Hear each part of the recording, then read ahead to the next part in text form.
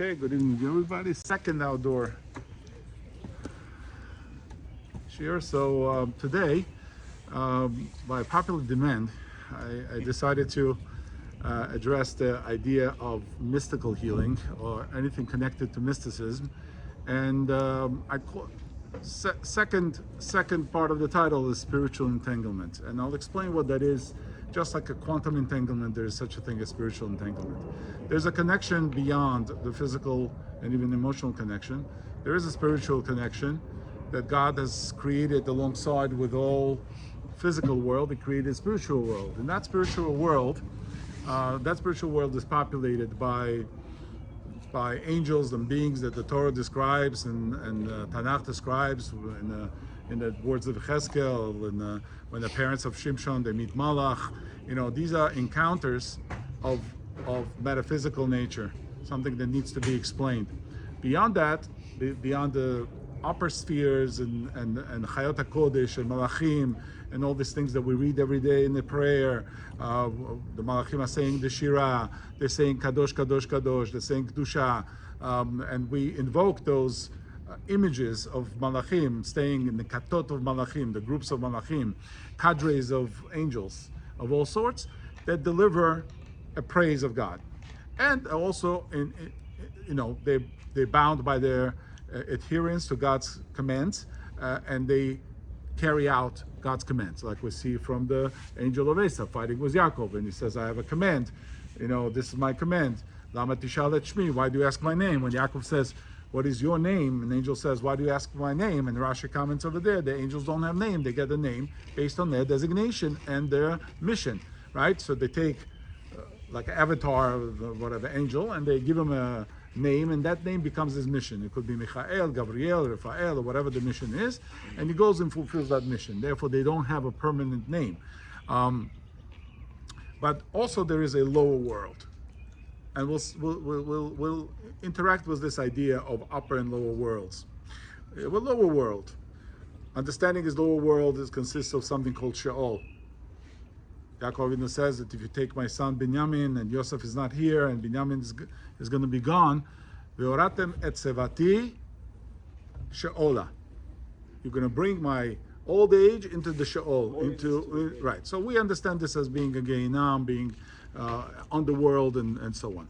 Now, every mythology, every culture, every group of people that's advanced beyond, Papua New Guinea,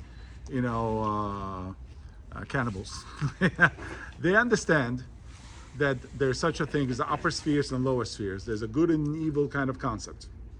Rambam explains this very clearly in the beginning of Mishnah Torah, in the introduction, how the Avodah Zarah began in the Chot Avodah Zarah. It mentions, in the Yesodei Torah, it mentions it that in the beginning, in the times of Enosh, Enoch, times the people started forgetting God. Enoch was the last one that God took up live into the heaven, and after that, decline started. People first knew one God, and then they started worshiping things that God created, like sun and the moon and stars. And then they went on to worship other parts of nature, and then started making shapes of those animals and creatures and sun and the star and so on. They started building temples. They started getting priests who would say, you know what, I know exactly how this functions, how this works. And slowly they descended into a corruption, a spiritual corruption, where the God was out of the picture and something else was replacing it. And they used to worship the things because those things were created by God, so they would worship them. Right, exactly. That's what it says. Honor God. Right. Originally, and then they completely shifted to just worshiping these things and completely forgetting what. Originally, right. Kavanatam l'shem shamayim. Supposedly that they have the shem shamayim, and then we see the Tower of Babel story where they're ascending to Tower of Babel, and Midrash tells us, and Rashid Rabbah and other places. Gemara says that went there to break the dome. They said, he brought the Mabul. God brought Mabul. We need to break the dome and create a leakage of water from above, so we don't get flooded and so on. So the constant struggle with the idea of God and where the people's benefit lies. In Mitzrayim, again, we see the same thing, descending of 49 levels of tumah, whatever that means, and being entrenched in engulfed in Avodah Zarah and in witchcraft. Is one of the things of Mitzrayim was witchcraft. As you see, Moshe Rabbeinu goes and he fights with the priests of Paro, creating different miracles, and they repeat the miracles, and they kind of say, it's not true, God didn't send you because we can do the same thing. And then question becomes in everybody's mind, whoever reads this passage says, is it true or not? So you have a priori knowledge, as a Kant uses this term, a priori knowledge, meaning this innate knowledge that we have, that there's something beyond what we see, something beyond what we feel. There are all kinds of stories of spooky things. People have sightings of ghosts, and they feel they died and they go towards the light. They come back and tell the stories of other things. So there's a innate fear, and the main fear that plays here is the fear of death. The basic fear of death, right? V'tov me'od, when it says in Maaseh Bereshit, V'tov me'od was the Chazal say it was death. That God instituted death. That was good for a human being. So a human being would not be overly egotistic and say, okay, one day everybody goes, and therefore he's going to manage his life more or less, with some sense of morality, right? So, and because that prime fear exists in human beings, people came up with many different ways of answering the question of what's beyond the veil, what is in nature, why am I scared of going in the forest at night, why is the cemetery a scary place, right? So they expect a certain degree of danger, a spiritual danger, not a physical danger. Physical danger, I understand. There's a Russian saying, Volkov bayatsa v'les nichadit, right? If you're afraid of wolves, you're not going to go to the forest. So people were torn between these two dilemmas. Daytime, they ventured out. Daytime was when they did the work. There was no electricity, no lighting, whatever. So you had to come back home before it got dark, because then you went in the forest and there were wild animals that dominated the night, right? So, but if you're afraid to go to forest because you need wood, you need provision, you need to hunt, because you're afraid of wolves, you're never going to go in the forest, right? So it's kind of the saying, just go ahead and do what you need to do.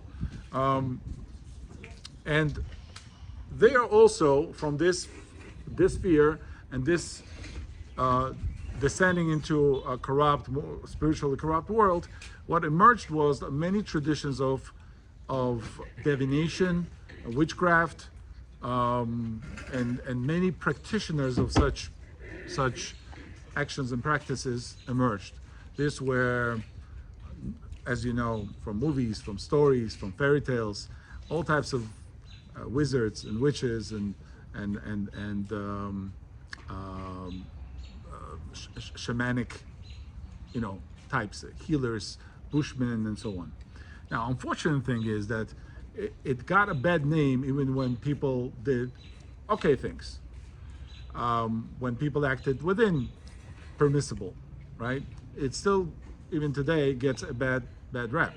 And halachically, we can go through exactly what is defined as Avodah Zarah, or the practice of Avodah Zarah, or divination, or Idoni. So we're going to talk about Idoni, over Idoni. And Torah obviously warns about these practices because they're adulterous in their nature, but they also produce effect. A lot of people tell me that they believe like more pragmatic poskim, like Rambam himself. They claim Rambam himself was on the side of more realistic side and said there's no such a thing as shedim or demons. There's no such a thing as these power to the sorcery. These are all kosmim. These are tricksters, right? Hocus pocus, right? And therefore one should not heed them, because we read in Tehillim, we read in Hallel, right? Einayim lahem v'lo yiru, oznaim lahem v'lo yishma'u, af lahem v'lo yirchun, yadehem v'lo yimashun, raglechem v'lo yeluchun, right? You see that these idols, these statues, they have a resemblance of a man, but they don't have legs that work and eyes that see and ears that hear. And that's true. But it wouldn't be serious if it wasn't true. If it was just our perception, Torah would not be giving capital punishment for. There's no reason to worry about it. Right. So why give a capital punishment for something that there is something affecting that? Right. So therefore, I'm siding with those who understand that there are some powers. Of course, there are charlatans there are charlatans who are in witchcraft also, claiming powers that they don't have. But the true people who divinate and they really participate in understanding of nature, and this upper and lower spheres are effectively in every culture. The Gemara brings down this idea. One of the rabbis was asked by the sorcerer, by a wizard.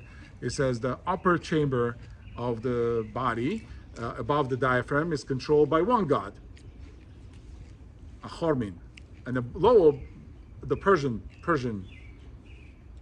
I'm not pointing to you, I'm just saying there's a Persian sorcerer. Right. So the upper, the Gemara Baba I believe, upper body is a Hormin. The lower body after the diaphragm are Hormits. Upper body is more holy and spiritual. There's a heart, lungs, we breathe through it. And the lower one processes garbage and puts stuff out, right?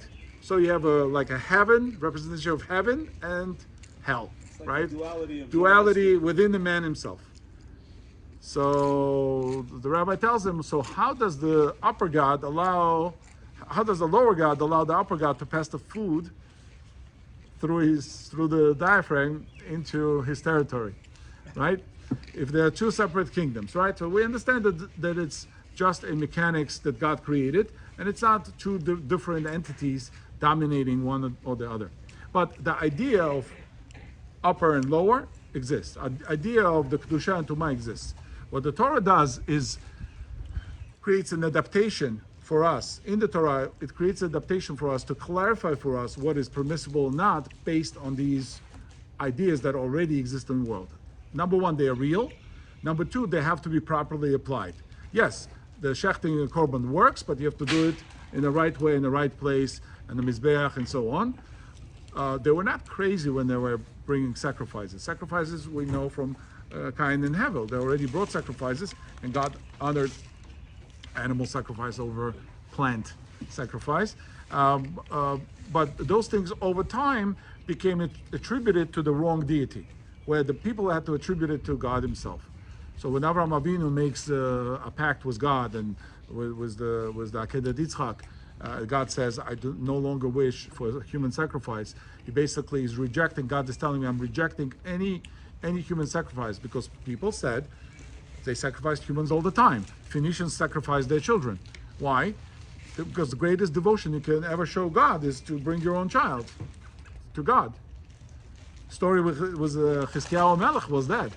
Chizkiyahu Melech's father, Nashu, was a Rasha, and he wanted to take him through fire of Molech to sacrifice him, according to some opinions. Some say you just take him through the fire, some say he would sacrifice on the fire. His mother found out, and she was tzaddiket, and she used the blood of salamandra, who does not burn in fire, and she smeared his body in blood of salamandra, Gemara says, and he was successfully passed through fire without injury, and that's how he survived, became a king. That's a true story brought down in Gemara, that there's such a creature as salamandra that survives fire. It's Rabbi Akiva's opinion. Rabbi Akiva says that every one of the four elements has to have a creatures that live there. Birds in the sky, fish in the water, animals in the ground, on the ground. And what about the fire? Who lives in the fire? So Rabbi Akiva says salamandra lives in the fire. It's not consumed by fire. It's able to survive. Right?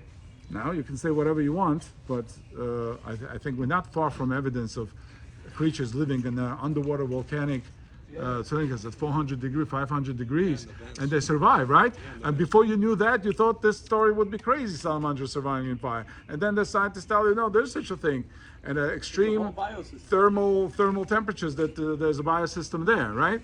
So you understand that the miracles of God are abundant. So we're going to have a healthy attitude and open mind, what we're going to discuss today. What I'm going to do is, with brush strokes, introduce you to the idea of mysticism, both in healing and in spiritual practices, and how we're going to understand it, and what is the basic perimeters of when it comes to healing. Because Chazal had to deal with it, because on one side a person is dying and he needs help. From the other side, the only one who can help him is the Bushman of Kalahari, who's going to dance around with the drums and divinate all kinds of things and whisper onto the wound, and then it might heal, right? Whatever the knowledge they had at the time, this was what was available, right? If today, if you're out nowhere and there's no hospitals, no doctor, whatever, yeah, you're going to go to the Indian tribe nearby in the reservation, and you're going to say to a medicine man, what do you have? There's no doctor for miles, right? If you go to Alaska, there's nothing happening. So Inuit or the local Eskimo is your best chance for survival. In fact, that's what happens in movies, right? The main hero, Batman or whoever, ends up in a cave with some old woman that gives him some potions for 3 weeks and then gets back on his feet, right? So, Rambam starts, Ketzad Maaseh Idoni, that's to the Idoni, just discussing the practice of Idoni. Maniach etzem of sheshmo yadua befiv, umaktir ve'oseh maasim acherim ad sheipol kenichpeh. He does all kinds of, he puts a bone, a certain bone, some say it's a chicken bone, some say whatever, and they put it under the tongue of this Yedoni, which is a skull, right? And it starts speaking, or it falls like a person falls like a paralytic, or he has a seizure. And he starts like Pentecostals would say, speaking in tongues, right? It starts saying things, right? It says things that will happen in the future. These are all types of avodah zarah. Do not turn to avot ve'edonim, to these divinating spirits that existed. Now, Rambam seems to say that it works. It doesn't reject this. So people will say the Rambam is so practical and realistic. He just quotes the Gemara straight up, and he doesn't have a problem with it. And we have a midrash that supports it. And actually, it's the Targum on the Chumash, where the Targum Yonatan ben Uziel goes to explain what happened when Rachel Imenu stole the trafim of Lavan, her father. Right? They were running away. I'm reminding you the scenario from that movie that you've seen many times. They're running away, and it says they took everything, whatever. And Rachel has the last effort of stealing his trafim. She knew where it is because he went for 3 days with the sheep up in the mountains. And Rachel all of a sudden decides, I'm going to grab his walkie-talkies or communication devices or whatever you want to call them. He used to communicate through them, and he used to know future. Okay, just keep that in mind, because I'm going to read the Targum for you, and then everything is going to fall into place. And then Lavan catches up and starts looking for trafim, and she sits on them, and I have orach kanashim, I can't get up, I have my period, I can't, and whatever, and it all gets drowned in right. There's a whole interplay of tuma over there and everything, but he can't. He kind of locates them, like he has the location, but he can't really do anything because they're not communicating. Also, the reason why she died. One of the reasons, right? So that's discussed, right? So because there's curse, Yaakov Avinu said, whoever took it. So it's right. So the words of the tzaddik, because he was unaware that anything happened. So it says, "Velavan." It's in Aramaic. Lavan azal the megas and the gnevat Rachel. So Lavan goes to shepherd the sheep. Veganvat Rachel yatzal tzalmanaya dahav nichsin. She stole these heads, okay, this avodah zarah of trafim, right? Because they would take havu nichsin gavra bukhra. They would take a firstborn male, the izmin rashe, and they would cut off his head, and they would prepare it in a certain way. Umalchin lei b'milcha u b'sumanin, and they would salt it. They would prepare it in salt and some herbs. The katvin kusmin betzitza de dahava, and they take the piece of gold and they put it and ve'avin atchot l'shnei, and they would put it under its tongue. Umakmin le bekotla, and they would hang it by the wall. Umamelin imhon, and they would talk to it. Lavan would talk to them. And these were the trafim that my father would talk to. That's what Rachel is saying.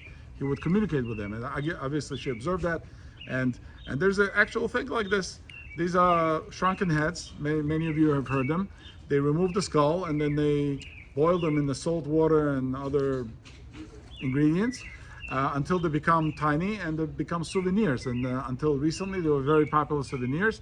Until Brazilian government, it's in Amazonia primarily, they cracked down and people were making fakes and all kinds of things. And then there would, incidentally, somebody would trip and fall, accident, right? Because they needed extra head. They were running out of heads.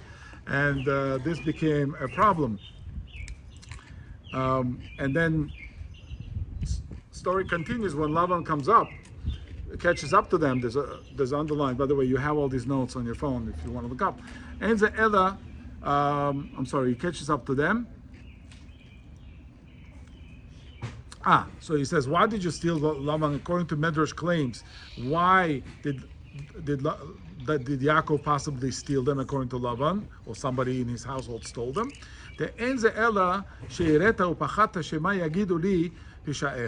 You were afraid that my trafim would tell me your sins. You tell me what you've done. I would know information, right? And how you got away with my sheep, that you created all kinds of tricks to get my sheep. There's no safek that you're not a kosem. You're not going to be interested in this trafim to know future like me. It's not for you. You're not the guy, right? It's my tools of trade, right? Your last actions, they prove the first actions. You first stole my sheep, and now you stole my only way to know. You stole my cameras that we're watching, right? You stole the cameras too. So there's no way for me to find out what you did, right? So you see that obviously nobody has a doubt that these things work. Oh, if they work so well, why didn't he know that Different question. Yaakov's plan would backfire on him? Different question. Maybe they don't give all the information. I don't know. Just like a Navi, the Havdil, does not know what God wants to tell him. It just doesn't walk around knowing future.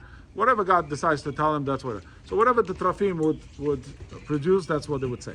Now, moving to The bigger picture is that all of this metaphysical occurrence is happening at God's will. So Yes. there's of course there's a possibility that Terafim is giving some information, but all of these things really go to one source that's controlling everything to make sure that this Terafim gives this information and that one gives that. So it's a test. God really. created these powers. He wanted these powers in the world for whatever reason. We call them dark powers. Who said they're dark powers? That's all part of the God's plan. So they're acting as the messengers of God, right? And yes, if the person wants to get down on the ground and get dirty, he'll get dirty. If he wants to stay clean, he'll stay clean. It's a personal choice of the person. But God has put in things in this world. You don't have to engage with it and say, "Why did you do this to me?" The Mishlei says, "Ivelet ish tisalev darko ve'al Hashem izaf libo." Man's wrongdoings mess him up in life, and then he turns to God and says, "Why'd you do this to me?" What do you mean? Why'd you go there? Why'd you trade with people who are not good? Why did you engage in this? Right? So same thing. Now to Gemara. The Gemara says they encountered witches and people who were shamans and all types of people that many times attracted populace because they could predict things. There were gypsies of all sorts. They could palm read. They could do all this, and it does work. And therefore, the people would abandon God and they would go for these things. One of the reasons Chizkiyahu Melech was goneh Sefer HaRefuot. They had the Sefer HaRefuot where a person would heal any disease, and he was goneh Sefer HaRefuot because they said people no longer want God in their life. They think they're going to go to a hospital, take a pill, and get well. So why should I pray? Why should I hope? Right? Maybe God forbid, is not in charge. Right? That's by the way, modern life, secular life. it kind of projects this idea that we don't need, involvement. Since the Nietzsche, when he said the God is dead, the people tend to think that they can get away. It's a koach ve'otzem yadi asar li et hachayil hazeh. My strength and my might created all this, and they couldn't be more wrong, because of one earthquake and everybody gets running, one flood, and God can show you exactly how much power we have. So in Psachim, there's a remedy, what to say when you see a witch. Now they wouldn't make that remedy if it wasn't real, right? What do you care? But some people, when black cat runs across the road, will try to go around or go take a different route, right? It's not because we know we don't know, we're just being cautious. That's what it is. So he is being cautious here. Ameimar said that the chief of witches, it's a formula the chief of witches presented, said to me, she taught him this special spell against witches, because the witches can be up to no good, and when you meet one, you're passing by on the street, she might do something, and in order to block that energy, you have to say the following things. Excuse my French, I'm just quoting. Hot feces in torn date basket in your mouth, witches. May your hairs fall out, your crumbs should scatter, your spices should scatter, the wind should carry away the fresh saffron that you witches hold. As long as I was shown favor from heaven and you showed me favor, I did not come here. Meaning I did not want any of this. It's a spell against spells. So the witch gives him a formula that nullifies any other witch is doing, right? So it kind of says certain things. It divinates, So according to Ameimar, at least, this divination is appropriate because it counters a danger of a negative effect of a sorcerer or witch, okay? Now, 800,000 members of Wiccan, which is a devil-worshipping, witchcraft worshipping people in America. Did you know that there are 800,000 people running around thinking of themselves as witches or sorcerers or wizards? Where this number came from? Oh yeah, I looked it up. It's officially, this is official number.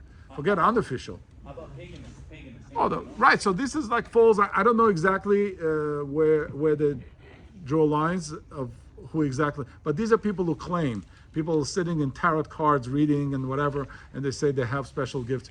Yeah. But Parashat Kedoshim, you shall not practice sorcery. You shall not even consort. Right. So we're trying with to anything draw like this. boundaries where. So you're okay. These things exist, but we have to. So you first of all you have to know what these things are to avoid them, right? Right. So it's incumbent on you to know first. You can't just be afraid of everything, right? Some things are shtuyot and some things are valid. So first of all, the Beit Din cannot punish somebody who does something that's shtuyot. It has to do ovi doni in exact formulation, and Beit Din had to know how it's done. Otherwise, they couldn't put somebody to death wrongfully, right? You have to follow the recipe that's prescribed by that thing. Let's say Avodah Zarah. There's a certain way of worshiping the Avodah Zarah. If you practice that specific way, you get punished. Or if you practice any of the 4 ways of ishtachavaya, bowing, or sacrificing, bringing korban, or zvicha, or shechting, or nisuch, or pouring wine, or whatever, these are forms of Avodah Zarah that apply to every Avodah Zarah. So even if you did nisuch hayayin for Baal, where the defecation was accepted worship, you still would be chayav for worshiping Avodah Zarah, and the person who does that can get a capital punishment. So we need to know. To worship God. Oh, so some people will say let's go to a little bit off. Many Sephardi or Eastern communities of Jewish communities have adopted many minhagim that are border on these amulets and other divinations, yes. And in Gemara, it's brought on because they lived in the Eastern world, because they lived in the Middle East. There's a very popular thing of lachash. We're going to read in a second. Lachash is whispering onto the wound. Now, does it work? Yes, it does. Meaning, according to the claim that whether one should do it or not, it definitely does work. Chachamim argue in the Gemara and Shabbat and other Gemarot whether such a thing is appropriate when person is deathly ill. Because does that now allow a person to use such methods, right? Or maybe it doesn't have to be deathly ill. Maybe it's okay. Maybe, because this divination is not necessarily worshiping of Avodah Zarah, right? You know Jewish women who go to yoga classes. Do you know that every position in the yoga is a reflection of Avodah Zarah? Every name of the position is the name of Avodah Zarah? And Torah said, "Lo yishama al picha." What are you going to do? Torah says, "Lo yishama al picha." It should not be pronounced on your mouth. And there are many yoga instructors that will speak out the Hindu name of that deity, whose shape the person is holding right now. Yes, I don't want to say, but there you no. So question then becomes, now you're posek, somebody comes to you, says, I want to start the yoga class, it's good, it's healthy, or whatever, and a lot of women do it. A lot of women do it, and it is healthy, and it is wonderful stretch, and wonderful, balance, very beneficial from a health standpoint, absolutely beneficial. So, do you just get away with saying, well, I'm not going to say the names, I'm not going to have anything in mind, whatever, I'm just stretching. Downward dog is downward dog, right? Let's call it that. So in that case, yeah, maybe it is permissible because all you're doing is motions. The Gemara says, even though the Avodah Zarah was placed on some mountain, and they worship mountain or bow down to a mountain does not become forbidden for me. Nature cannot be forbidden for me now because they decided to worship it, right? Mountain's a mountain. You can't just take mountain, it's not yours, it's everyone's. So if I can walk on that mountain, I can climb it, and I'm not considered participating in any particular Avodah Zarah. Even if you tell me, oh, if you ascend that mountain, that means you're admitting to whatever. No, I'm not doing anything. It's not yours. You don't have just the right to nullify things. So just by the same token, yoga practitioner doesn't have the right over my muscles, which way I want to stretch my muscles. And if I choose to do it the yoga way, it's fine. If I choose to do it a different way, also fine. Wim Hof way, right? So it really does not do anything. So way out is, I don't use names, I don't use any particular wording or any specific signs or signature moves of that thing that would represent the worship in any way, right? That's fine. But you understand that these are now borderline things that were introduced from the East to the West, and many Hollywood actors practiced it, and they go into card readings and Ouija boards and all kinds of things, right? So these are things that come from that tradition, from witches and so on. In America, it's a great tradition, Salem witches and whatnot. Primarily, it was a fungus that was found in rye and grains. There was a fungus that lived there, and in Europe, they were infected with, the dancing crowds of people would come out. They would lose their mind because the fungus would take control of their nervous system. And many times in Salem, they were also introduced to this kind of wheat. You should read. It's a fascinating thing. It's a fungus. It's a mushroom that basically drives people psychedelic. And Sounds wonderful. With psilocybin? well, psilocybin is part of it. It's actually a chemical active ingredient. You have many, it's a polyphyletic groups of mushrooms that come from different genomes, and they in different countries they have different variations. And people they would store grain, and in the grain this fungal cultures would develop, and then people would eat it, and they would get infected, and the people couldn't describe it, but they attribute it to going crazy. They put people in asylums, and then here in the Salem there were also witches. Now, whether they used some ayahuasca type of ceremony, or they divinated, or went like Darvishim, they went into a trance. You know, Darvishim, when they have a dance, they open up their thing, their hairs. You should watch them, they're fascinating. To the point where they put knives in their heads. Did you see that? They stick knives in their heads. You can see it. Like, they go into trance, they don't feel pain. And this is exactly what the Torah did not want. The Torah refuses to accept blood as a matter of fact. It takes the blood, makes the adaptation for Brit Milah, and only one time in Mitzrayim will we put it on the doorposts. For people to know that the blood belongs to God. God puts the soul in the blood, and we're not to spill the blood, right? And other nations, they always had the tendency in their non-monotheistic tradition to spill blood, right? In fact, who speaks Farsi here? Well, khunberis, spill blood. That comes from something, right? It comes from the old tradition where spilling blood meant part of the sacrifice that would atone your own sin. And in Iran today, if somebody almost had an accident, they're going to go and shecht a sheep, correct? See, the Bukharis also do that. Bukharis also do it. That's khunberis. It's an idea that comes from. Yes, you can attribute it to the Torah, and you can say, yes, there's idea of the korban in the Torah, and the idea of sacrifice or money. Today we give money. But in all those days, your physical commodity was your sacrifice, your sheep, your whatever. In the Beit HaMikdash, that's what we did. We took the cow or a bull or whatever, and we went and donated to Beit HaMikdash. It became forbidden for use. And then you went through the process that God commanded. But we don't want to go outside of that process. We don't want to start doing bamot. We don't want to start doing sacrifices outside of that. But spiritually, there is a tendency that people want to have some kind of resolution in their heart that something was done to atone for their sin or for the bad thing that happened, to take the evil eye from the family, right? How many of us believe in the evil eye? And pretty much everybody believes in evil eye. Everybody. Secular people believe in evil eye. Why? How do I know? Take a biggest secular person. I don't care. It's a doctor, lawyer, politician. Don't jinx it. Don't jinx it. Do you think any politician is going to pop champagne before the final votes are in? Or he's going to call it? Biden. He's going to call it tempting fate. You don't tempt fate. What does that mean? You don't call it. It's ein hara. What do you mean? You're popping champagne before you won? You don't celebrate too soon. Celebrate too soon, right?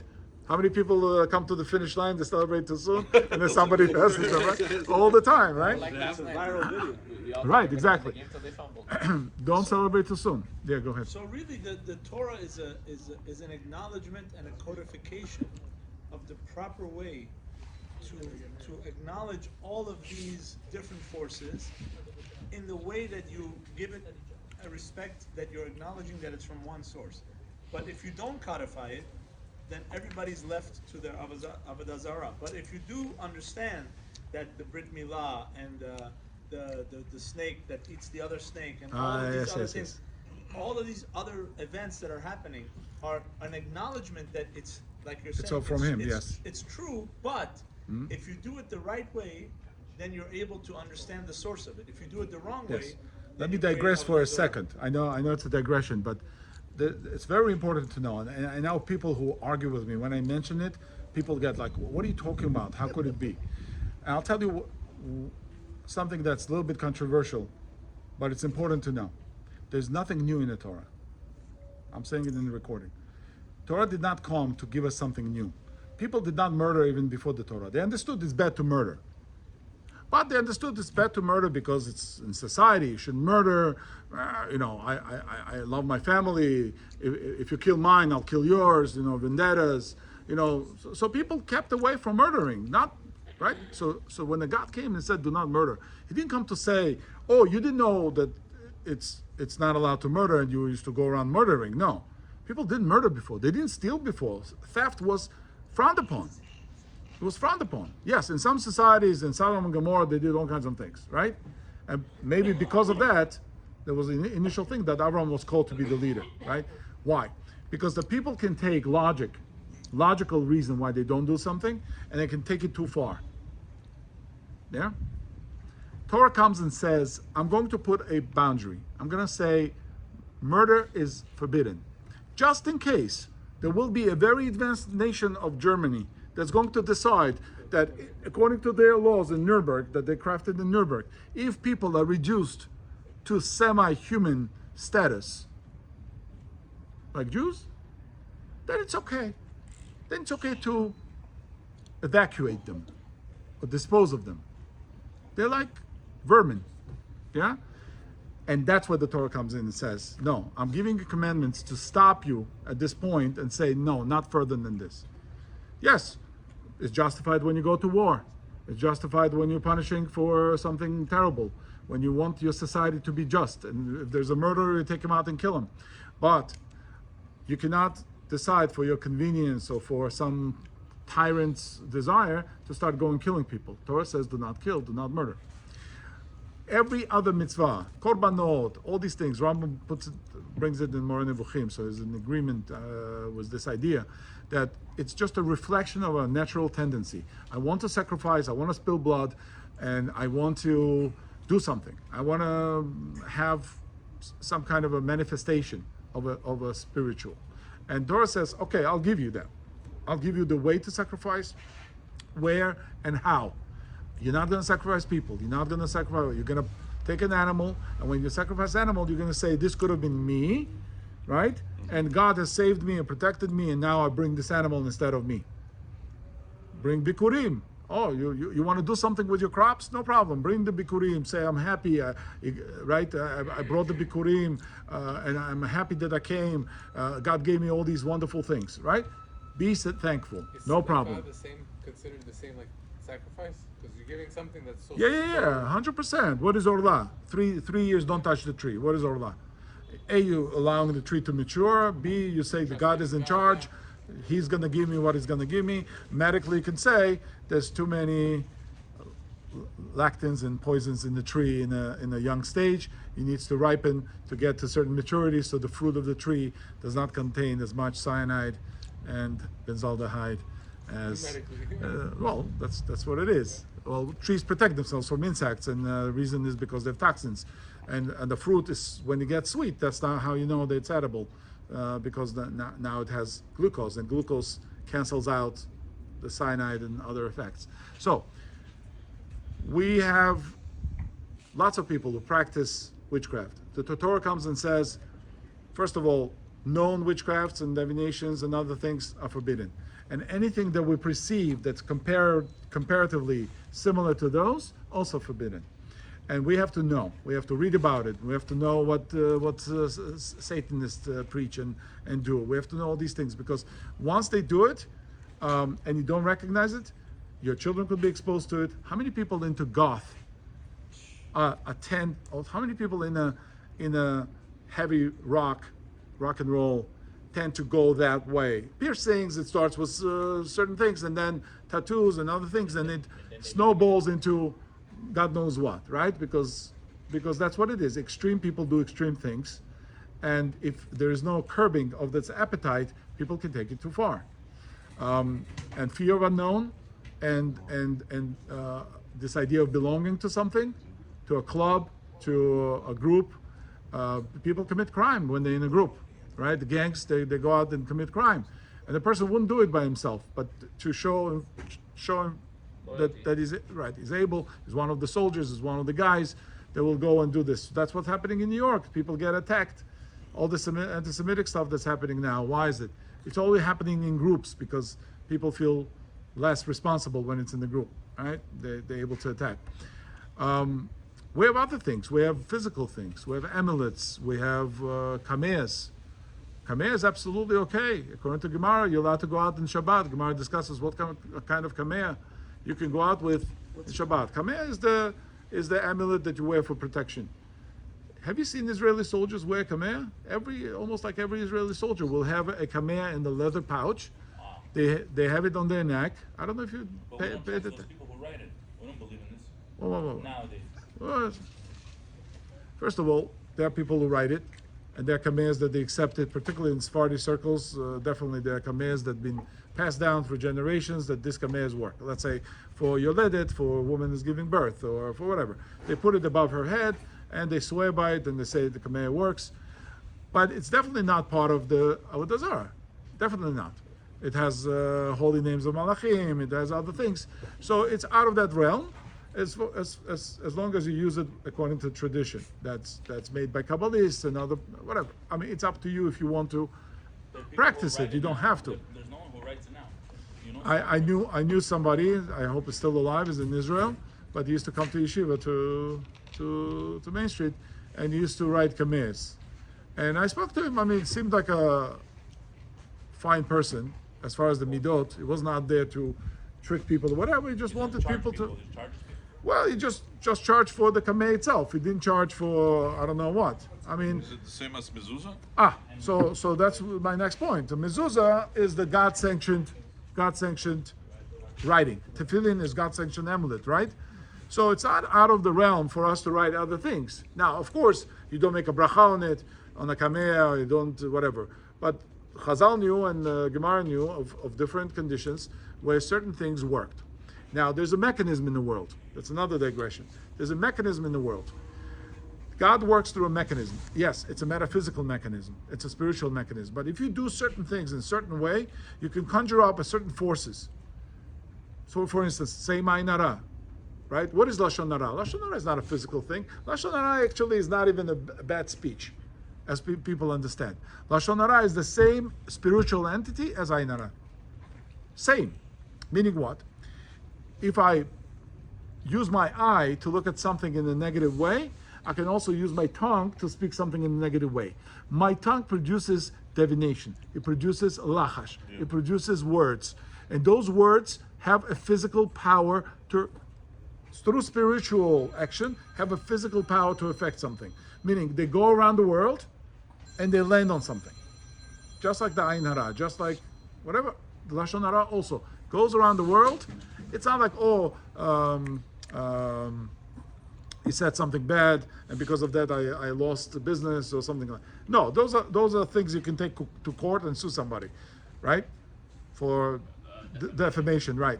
Well, those exactly. are the true things you can say also. Right, they also say true things. But in essence, the Lashon Hara is something spiritual, something that goes around the world and populates it with, let's say, a negative energy. When people yell, when people have negativity, that negativity is contagious. Like positivity is contagious, so is negativity. People who walk into a negative environment tend to be negative, right? It's the nature of the person. So do not create negative environments. That's what Torah says. Sometimes it's appropriate, sometimes it's not, and most of the time we don't want to be in negativity. Says Gemara Sanhedrin, the Daf Tzadik, Rabbi Eliezer Omer, Af HaKoreh Besfarim HaChitzoniyim, or Rabbi Akiva, I think Rabbi Akiva. Rabbi Akiva Omer, Af HaKoreh Besfarim HaChitzoniyim, somebody reads other books, other philosophies.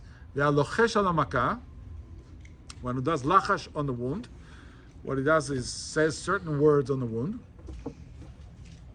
Ve'omer, Kol HaMachala asher samti b'Mitzrayim lo asim alecha ki ani Hashem rofecha. Any sickness that I brought to Mitzrayim, I will not put on you. Ki ani Hashem rofecha. Can you say that or not? Sure. God forbid somebody's child is sick. You walk over before you kiss them good night. You sit down at their bed. You go over their head with a fever, whatever, 40 or whatever, and you say, Kol machala asher b'Mitzrayim lo asim alecha ki ani Hashem rofecha. Can you say that? Can you do that? Yes, so everybody's in agreement. Why? Because, what? Means that any sickness I brought to Mitzrayim, I will not bring unto you. And you use that pasuk as a healing pasuk. Right? Can you say El Narefan Allah, like Moshe Rabbeinu said on Miriam? So we say this all the time. Now bringing it closer home here, right? You feel a little more comfortable. We have Sukkim going on. We Right? also have the in the Amida we have the whole verse about the healing the sick. Yeah, sure. No. I mean, that's full of what Chazal established as, but it's not lachash. Lachash is a specific thing to heal, right? Amidah is not there to heal, but you're asking God to heal. And Amidah is a right, but Amidah is a different approach. Amidah's approach of Ihiratzon approach. Ihiratzon means that let it be your will that this thing should be done. Chonenadat, Rofeh Cholim, Matir Asurim, whatever you want to ask in Amidah is good. In Shomei Tfilah, you can ask your personal things, right? But you ask him Ihiratzon. What's Ihiratzon? Ihiratzon means everything is God's will. I'm saying it's your will to heal somebody, to give parnasah, whatever. Let it be your will that this person should give parnasah. Lachash is different. Lachash is like zgula. It's a system. It's a matrix. I plug in here, I get this result over here. It's a acupuncture point. I press here, it affects that. It's a system. It's a cog in the wheel. It's an innate system of the world, spiritual world, metaphysical world. But if I do it here, that's where the word entanglement comes to show. Science doesn't know the answers, but it does exist. Einstein called it spooky action at the distance, where two things of the same kind are entangled in space, even if they're light years away. When one changes, the other will have a reaction to it. And that's true. God created the world this way. It's not Avodah Zarah. It's something that's factual in the world. It's not used for specifically for Avodah Zarah. Yes, it could be. Anything could be used for Avodah Zarah. But sometimes cigar is just a cigar. It's what's in the world, right? God put it there. So can we use it? Yes, we can use it, and we do use it. And in fact, this is our kavanot when we talk about Shomer Daltot Israel, right? Shaddai on the mezuzah is Shomer Daltot Israel, right? It's a protection for our house. Now, is it a protection? Would you not do it if nobody told you it's a protection? You would still do it, right? Mezuzah, it's still a mitzvah that you have to do, regardless whether you think it's protection or not. Right? But that's what it means. The meaning behind it, one of the meanings, is it protects. Why? Because when inscribed in such way, on such parchment, placed in such place, it will provide a change in matrix, and it will create a certain effect.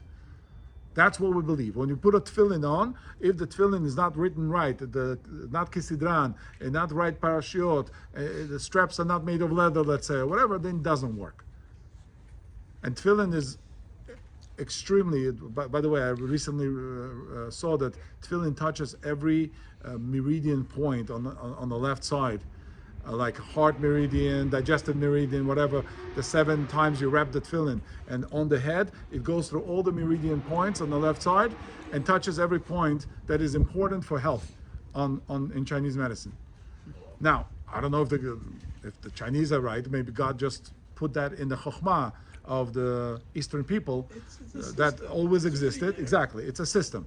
So I gladly would practice Chinese medicine, let's say, because it produces results, it's good. And even though modern science does not believe in it or doesn't understand it or doesn't adhere to it, empirical evidence is that it works. So those are kind of things that you can use. Some energetic stuff, some tonal stuff, absolutely, it works. God created it for our use, right? As long as it's not breaching that uncomfortable zone where now it's becoming, I don't know what, it could be close to Avodah Zarah. But if something has energetic power, it's not against God to have energetic power, right?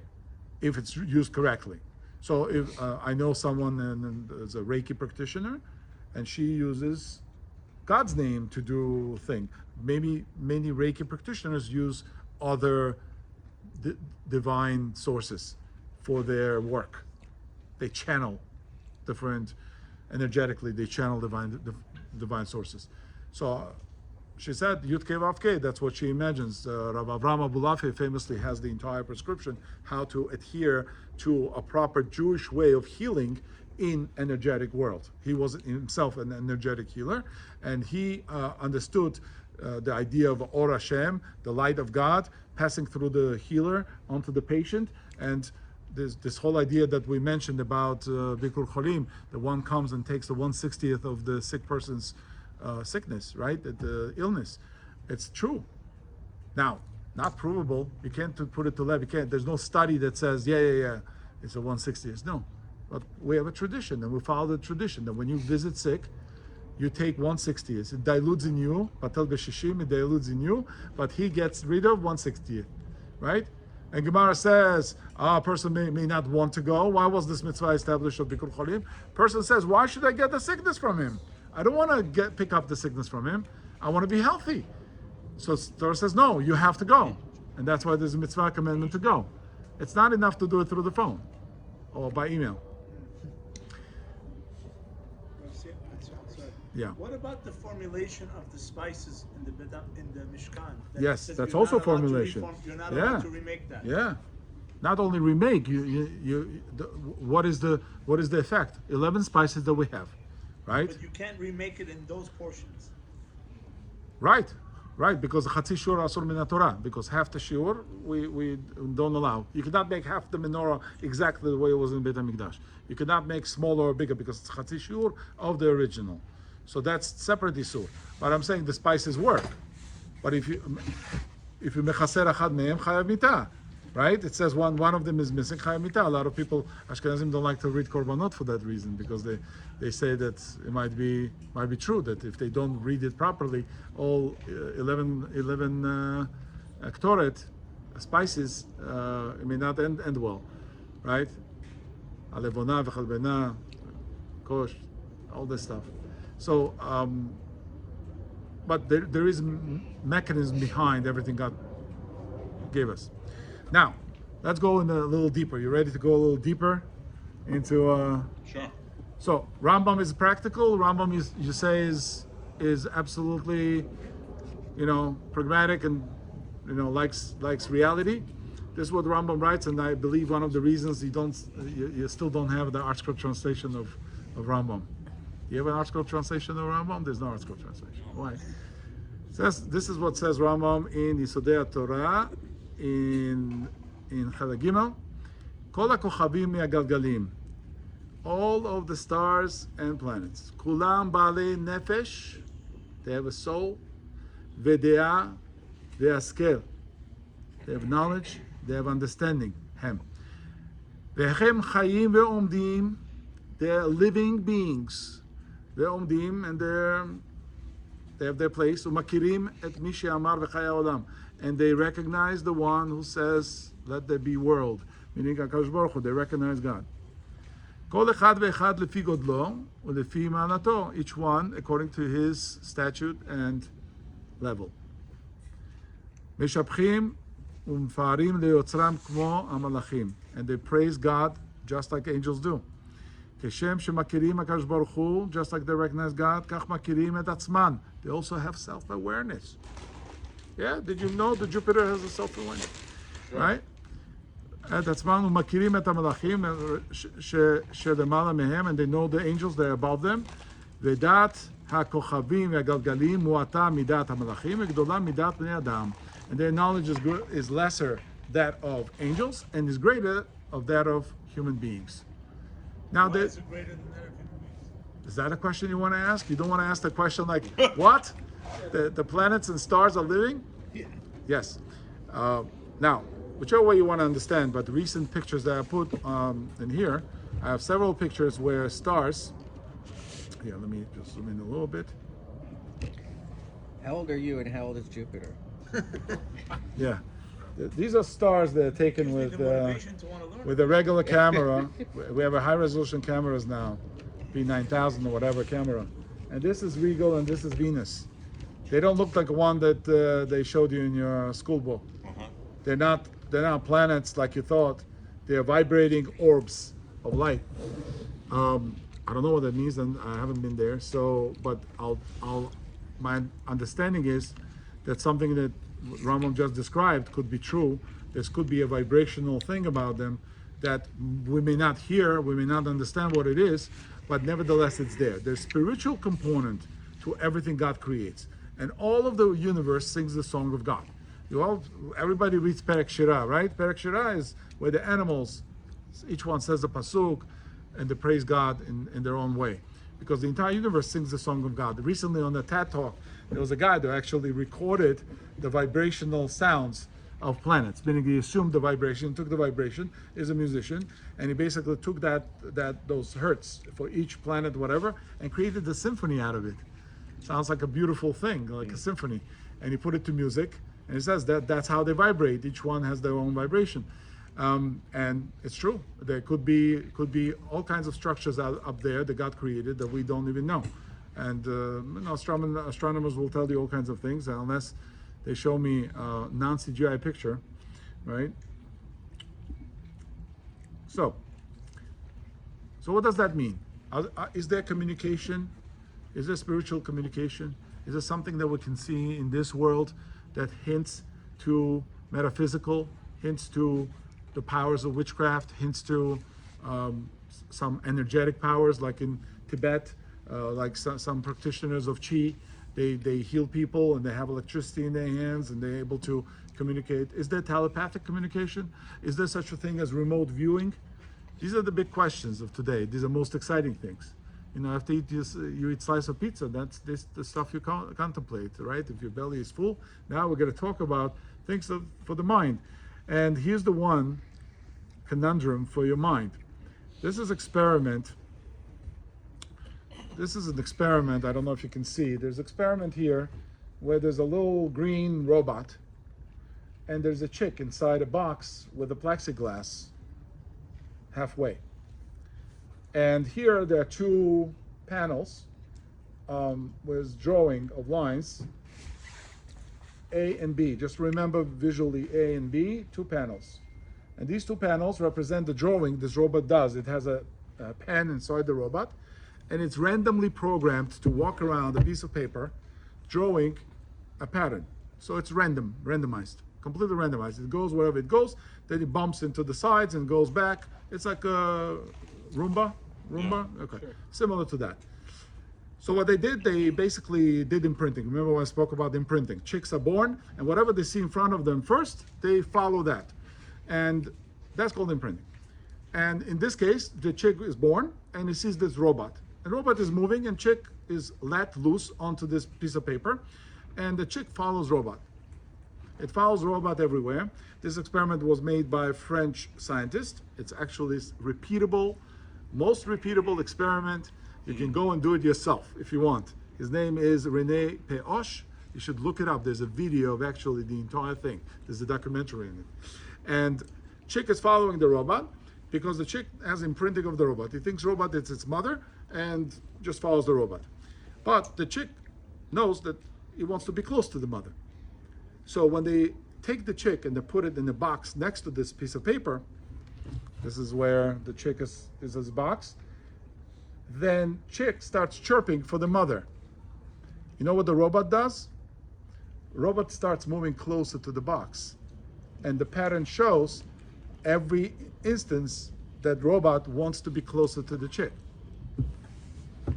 Now, is it psychosomatic? Is it something that's happening in the air somehow? Is it vibrational? The chick chirping makes the robot, inanimate object, essentially do something? Or it affects its internal mechanism in some way? We don't know, but this is an experiment. It's a very stubborn experiment that you can do. That there's certain vibrations that happen, whether it's a light, it's sound, it's hertz, electromagnetic vibration that affects us. Everything affects us. When people who know these powers try to bring them or concentrate them, whether it's a chi or whether it's electromagnetism or whether it's some combination of words that create some kind of effect, or whether people moving fluids or energy in the body, or people that can turn off someone's mind. You know those mentalists that make people forget things and ask them what's your name and the person doesn't remember? How does that happen? I don't think neurologists can answer that. I don't think there exists a solid science yet, to answer such questions. Another example here is Cleve Baxter. Cleve Baxter was a scientist who was playing with a lot of different ideas. And he discovered that when he connected certain electrical connections to plants, he discovered that plants not only respond to physical and chemical stimuli, but they are capable of knowing the emotions and thoughts of entities around them. The plants understand if somebody is present in the room or is absent. If who's present, what is their energetic, connection to them. This plant's perception became known as Baxter effect. There's actually an effect called Baxter effect. Alongside with that, Baxter also collected the blood cells from human donors and placed them in the test tubes to see if they responded electronically to the donor's emotions. He found that the cells continued to respond even when the donor were out of the room, out of the building, or out of state. The blood of the donor changed, its structure changed, depending on the emotion of the person that was hundreds of miles away. Because blood of the person and that person were connected. How many fairy tales you know about such connection, where heroes of the fairy tale or ballad or myth or whatever, they're all connected through distance. Even twins. Right. There's a story of a Georgian fairy tale of Adi Khanjala, two friends, like brothers, and they could sense each other's trouble. And one of this Khinjal, Khanjal was from Khinjal, his sword would start bleeding when his brother was in trouble.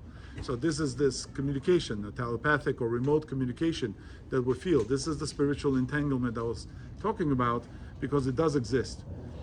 And I finished with this: the breastfeeding mothers, nursing mothers, have noticed now it's a new science in maternal chemistry, so to speak. And they see the breast milk of a mother changes colors. They notice that it changes structure and colors and chemical composition, depending on the baby's mood, whether the baby is sick or not.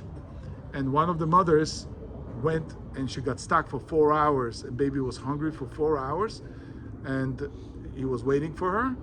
Her entire breast milk, she fed the baby, and then she pumped some of the milk.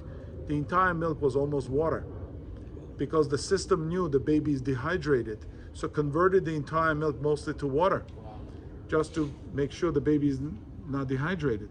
At the distance, right? The baby and that composition of milk are connected. Oh, you can say it's a pheromones, yes, when it's close, but there's so many things happening at once. Now you're telling me the formula can substitute breast milk? It can never substitute breast milk. There's no formula that exists like that. And there's a picture of 2 different shades of milk. There's 2 different shades of milk here. One is bluish, one is more white, and that's the shade of milk.